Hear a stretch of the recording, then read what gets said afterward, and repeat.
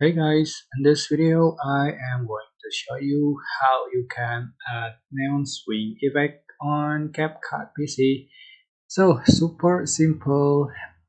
Tap on your video, just add on track, and then just going to effect, select video effect, select party effect, and just swipe up. You can find this neon swing effect. Just tap on add to track. And then just for the duration you like, but I think I want to just for to finish the video, and just for the glow 100 speed for the 4G. So here we go.